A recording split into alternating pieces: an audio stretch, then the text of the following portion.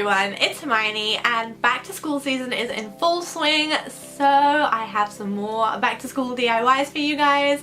I'm going to show you guys a few things that hopefully you can use for back to school or in your office or going to university. Pretty much anyone can make and use these DIYs, not just if you're in school. So as always, don't forget to like this video, subscribe if you haven't already, and definitely check out my social media. I will leave that in the description bar. And with all of that, let's get into the video.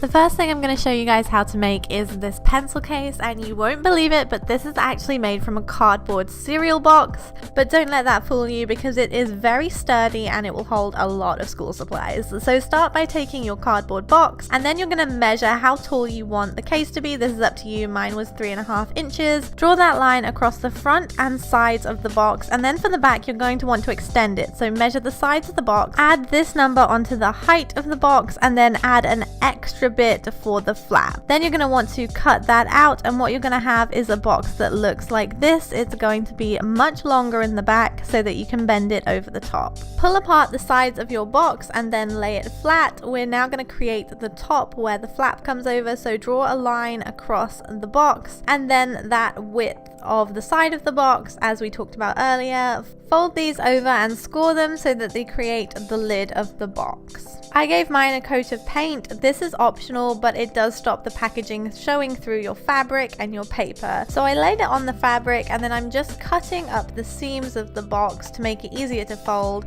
I'm taking a glue gun to go around the edges and then folding these edges over to make sure they're firmly in place. Do this around the whole entirety of the box until you have the front of the box covered. Then take some scrapbook paper in your choice, or more fabric if you would like. Cut it to size like I've done here, and then just glue it on with some hot glue.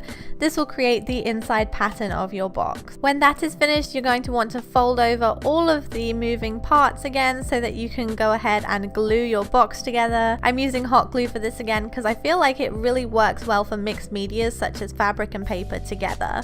To finish, I'm using Velcro to close the box. So I stuck the two pieces of Velcro together, and I'm just sticking them to the box like so to make sure they're in the right position. And this is the final product. I'm really pleased with how this came out, and it's actually surprisingly resilient and very tough because of the extra fabric and paper. Next, I'm going to show you guys how I made this chalkboard anchor. I've never seen a chalkboard anchor before, so I thought I would try something a little bit different. So I'm taking some vinyl chalkboard paper from Chalk, and I'm just drawing my design on the back and placing it onto this chipboard anchor. The chipboard is from Hobby Lobby. I love this vinyl paper because it's so fun, and you can use it on a variety of different chalkboard projects, and you can create so many different things with it because it's so versatile.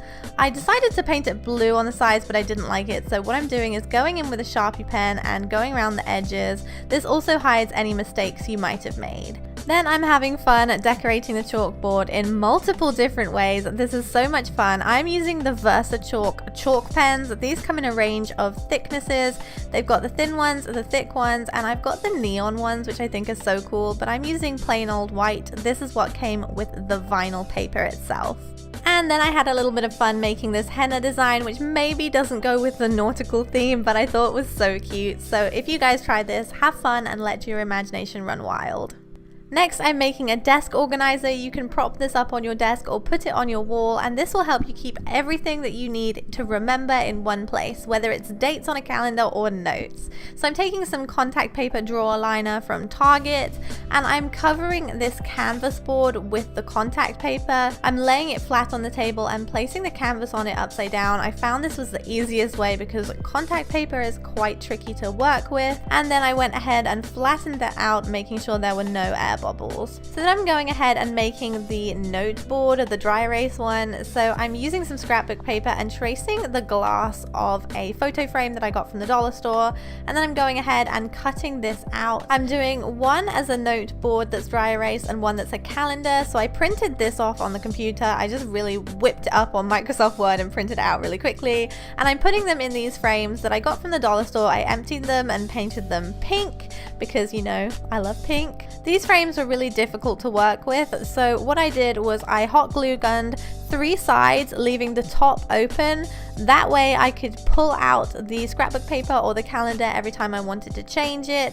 As you can see here, these are the 3 sides and I left the top open. To make this super functional, I hot glue gunned some post-it notes to the bottom of the organizer, just so they're there when you're at your desk, you can take them and use them. And I also created a little space on top to pin any reminders or photos that you wanted to pin.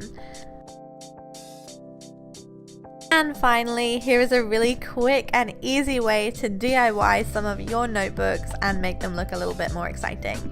I'm taking scrapbook paper and a composition book from Target, and on the back of the scrapbook paper I'm drawing geometric shapes that I'm then cutting out. I used a printed one and a plain one to mix it up a little, and then I'm gluing these on with Mod Podge. And don't worry if you don't want to buy a big old book of scrapbook paper, you can use a paint pen like so or a regular Sharpie and draw fun patterns on plain paper like I'm doing here. And this is a really fun way to make your own designs on your notebook. I'm just doing really abstract blobs and then some wobbly-ish kind of lines on this one too.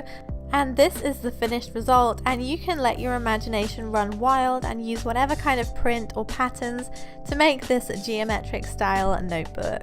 So that is everything I have to show you guys in this